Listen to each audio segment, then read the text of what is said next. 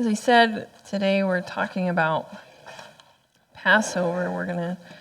I know this is a little early, late in this year to be talking about Passover, but I wanted to talk about the importance of Passover and why they celebrated what they celebrated, how they celebrated, and how that fits into the larger picture of why Jesus came and what his death and burial and resurrection means for us. As I said last week, I'm kind of into movies that you go back and watch and you kind of see some of those things unfold before it really unfolds as you watch some of those movies. And the biblical text does that as well. Through their Passover celebration, they came to this new understanding of what it meant, what Jesus' death and burial and resurrection meant.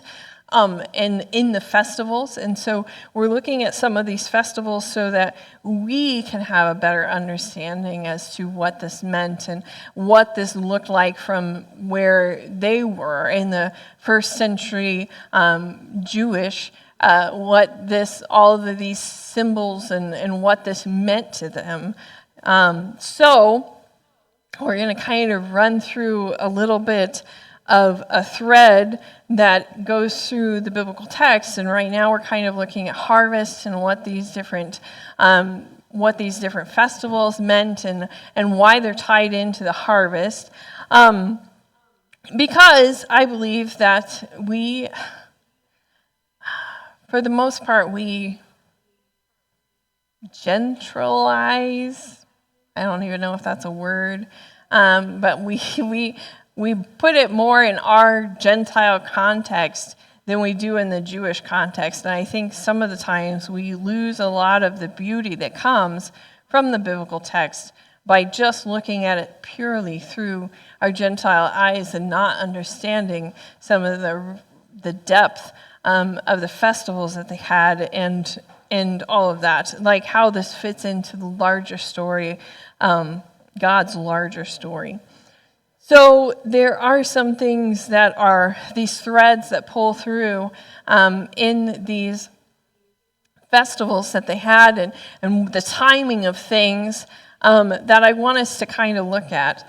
So the three pilgrim festivals, of the three pilgrim festivals, the first that would have happened at that point of time was Passover.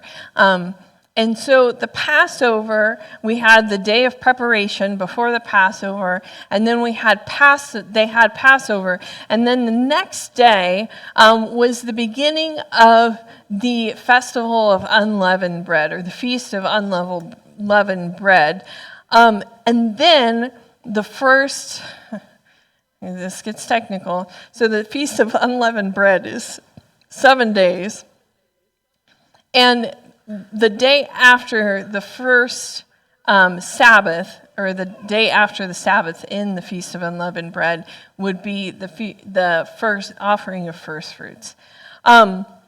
So as we remember, as we've probably been taught through our lives, that Passover is this commemoration of when they were in Egypt, right?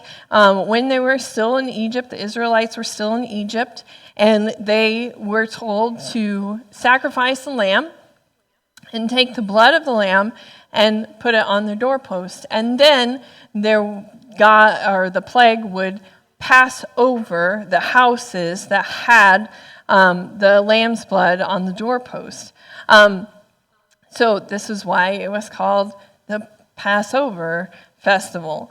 But the Hebrew word used for Passover, the core of the Hebrew word that's used for Passover is to protect. It means to protect. And it's this image that we see within the biblical text. We see it in Psalms, Proverbs. Well, probably, I think it's just in Psalms.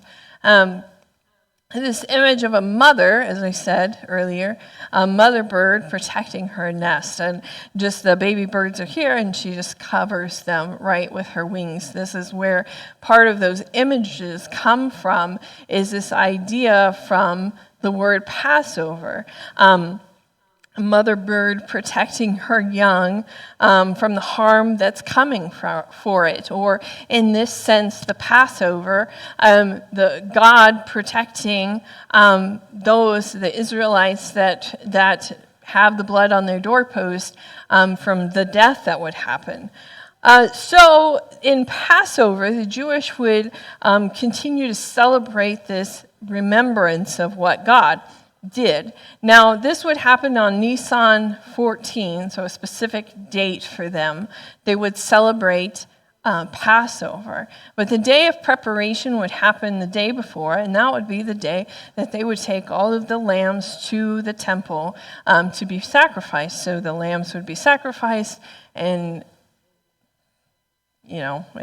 hunters would know what happens after you kill an animal is you bleed them out, right?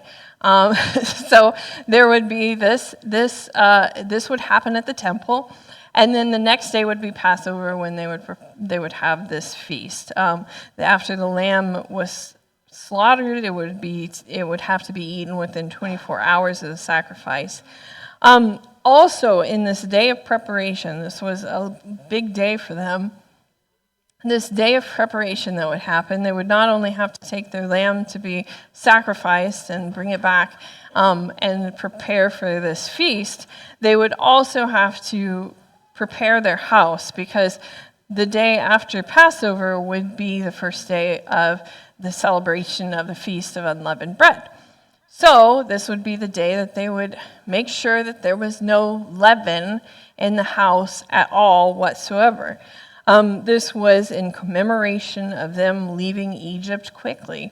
They were told to bake bread that didn't have leaven in it when they were leaving Egypt, because they didn't have time for the bread to rise as they were leaving. And so they, in remembrance of this, they have the Feast of Unleavened Bread, and they would have to have all of the leaven out of their house. So this would be a big cleaning day for them, making sure that all the leaven was thrown out. Every last little crumb needed to be cleaned out. You couldn't celebrate the Feast of Unleavened Bread with any leaven in your house. So you would get all of the leaven out of your house and bake unleavened bread, or what they call the matzah. And as I said, this celebration lasted 7 days. Now, in the biblical text, the word for leaven represented the same word for sin. So this celebration was a reminder that they don't have to live with sin in their lives. Thinking into the larger story of what it was that God had, it's really this reflection that they no longer have to live in that bondage of sin, right? It's this whole idea that they were taken out of the bondage of slavery in Egypt. They no longer have to live within that, that they now have this freedom. And that was part of the larger picture that was shown to us through Jesus. Now, the Israelites would self-reflect on how they are living their lives at this time, this Feast of Unleavened Bread, when they had this 7 days where they would eat the matzah.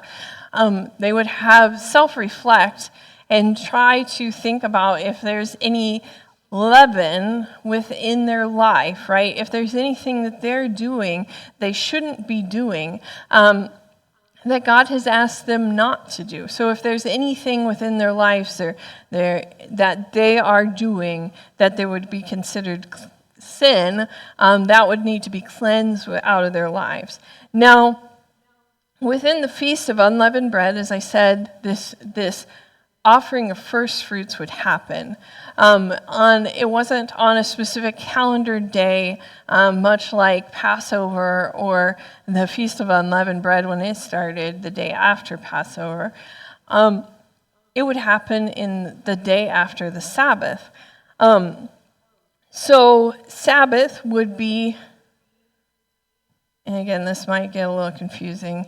But Sabbath for them would be Friday night from the sunset to Saturday at the sunset. So this offering would happen no matter where it happened in that week. It would happen Saturday evening to Sunday evening. Somewhere in there, this offering would happen. So on the day after Sabbath, they would cut the first stalks of their barley harvest out. And how they knew it was their first stalks is usually as they would start to grow up, as the stalks would start to come up in the barley harvest, they would tie a ribbon or a rope around the first. And so no matter what happened with the rest of their harvest, these were the ones that were going to go to the temple to be given over in this offering. Now, it wasn't just that it was what they did was called a wave offering. They would give it to the priest, and the priest would do the wave offering. But this wasn't just a wave offering. They would take this barley and just wave it in front of God. They would take it and they would refine it. They would have to take the barley off of the stalks and grate it down into like a flour. And there was another part of this where they would lift the flour up into the air, and the wind would come and would take the husks out of the flour. And so you'd have this flour in a bowl, and you would take that to the priest and the temple worker and the priest, when they would have this offering where they would offer up the flour. They would have lamb that they would offer at that as well, and then some wine with that. And so until this offering was made, there could be, no one could harvest any more barley. This was the first, and all of these offerings had to be made before anyone could have anything. So if you had barley growing, and you didn't have food saved over from the last crop, then you just went hungry until this offering happened. This was you reminding yourself that all that you had was God's. And it has to be offered to God first before you had any of it. As I said, the first fruits offering would be a wave offering. And this would happen, and then some people would say, that as the priest did this, they would come out and they would say, "It is done," so that they knew that this offering had happened, so that other people could start to harvest their barley field. Now, one of the largest stories of Passover that we have within the biblical text is that of Jesus, right? Of the Passion Week, what we call it. This would have happened during the Passover festival, these days of Passover. We know that they celebrate this because of the story of the Exodus, right? The Israelites being led out of Egypt. But we tend to focus more on the Passover story of the New Testament, which is Jesus' death, burial, and resurrection, what have happened during these festivals. And so we tend to focus more on that, which is not a terrible thing, but I wanted to give us this information of what these festivals meant so that when we look through this text for today, we understand some of these deeper meanings behind it. So we are going to read some of our scripture out of John today. John was written, I know we've got the synoptic gospels, Matthew, Mark, Luke. They all kind of say the same thing. John was written not only for the Israelites, for the Jewish, but it was also written for a broader understanding from anybody who might be reading it. So that's part of the reason why I wanted to go through John. Now, There are some discrepancies, I don't know how to say that necessarily, between the Synoptic Gospels and John in the timing of all of this. But John is pretty clear about the timing of this within his text as he writes his gospel. So understanding the Passover and the Feast of Unleavened Bread and this offering of the first fruits will help us, I feel, better understand what all's going on in Jesus' death, burial, and resurrection. We know that Jesus shares a meal with his disciples before Jesus is arrested, right? And there's a little bit of back and forth between the Gospels and theologians, whether that was really the Passover meal or whether that was just a pre-Passover meal that he had. But John tells us that this meal happens before the official Passover. So we're going to read just a verse real quick out of John 13, verse 1. He says, so this is John speaking about the night that they had the meal, the night that there was the foot washing, all of that. So John says, it was just before the Passover festival. Jesus knew that the hour had come for him to leave the world and to go to the Father. Having loved his own who were in the world, he loved them to the end. And then John goes on to describe the foot washing and this meal that they shared. And then after Jesus' arrest, in speaking about the religious leaders taking Jesus to Pilate, John says this in chapter 18. Chapter 18, verses 28. Then the Jewish leaders took Jesus from Caiaphas to the palace of the Roman governor.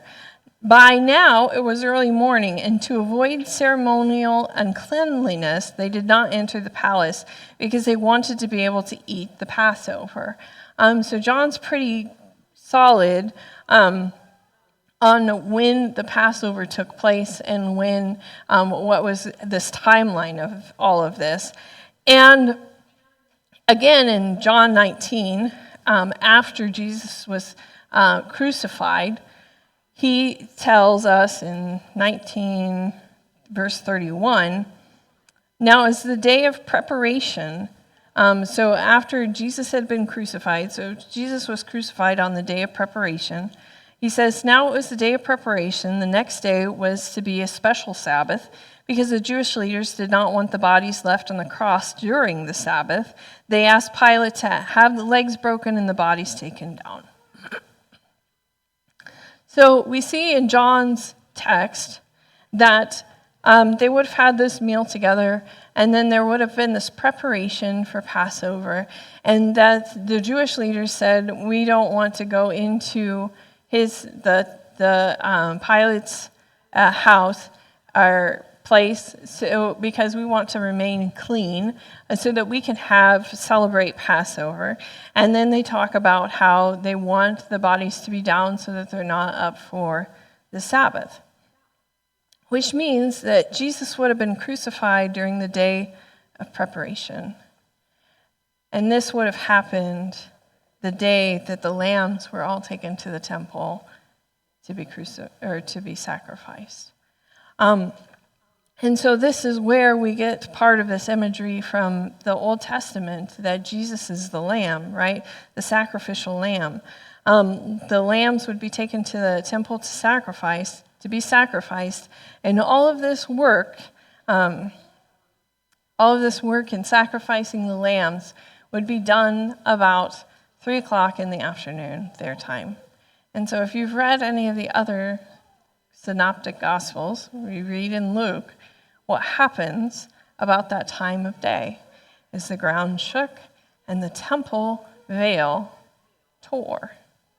So as they were there sacrificing the lambs, they would be in the courtyard of the temple, but it would be about that time that this darkness would come across and that the temple veil would have been torn. Now, I understand the courtyard is not necessarily in the inner sanctuary, but can you imagine being there at this time and sacrificing lambs, understanding what has happened to Jesus, who Jesus was? I don't think there was a person that wouldn't know who Jesus was and what was going on. And then to understand that the veil, the Holy of Holies place, the veil that came between was torn at 3:00 in the afternoon on the day of preparation. Can you imagine what it would be like to be in that area at that time? As I think through and imagine that, I can think they had to have known. They had to have known. It lines up these images of the Passover lamb, which would be sacrificed on the day of preparation. Also, the leaven in their lives would be cleaned out of their house, thrown away. Remember that these celebrations that they had was a reminder that they no longer lived in bondage. Now, the day after the Sabbath would have been considered the day of the offering of the first fruits, remember? The offering that was given to God, celebrating and anticipating a bountiful harvest. This refining process would happen aided by the wind, the ruach.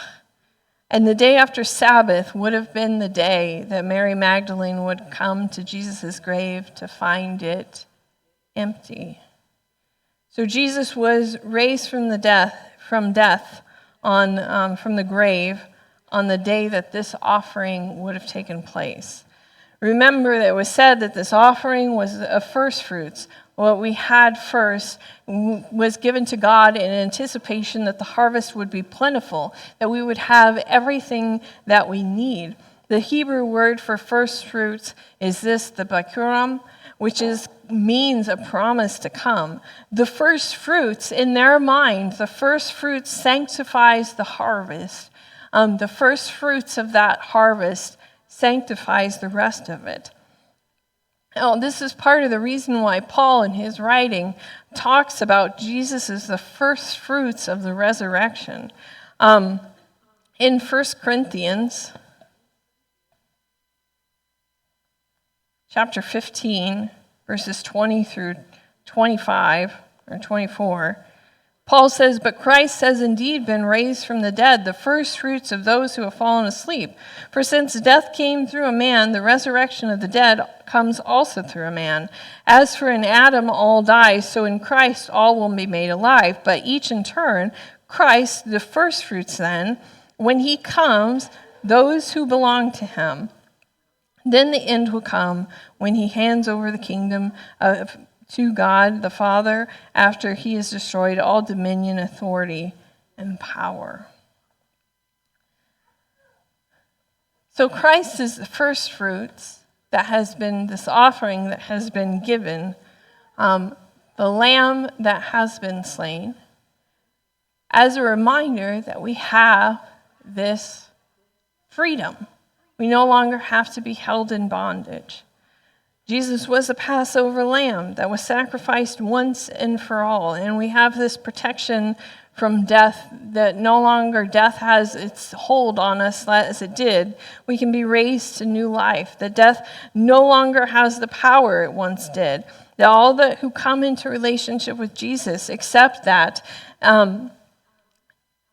this is given, and there's nothing we can do, but it has been given to us through Jesus' sacrifice.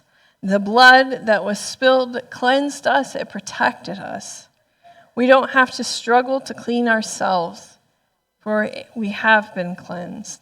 This isn't something we do in our own strength.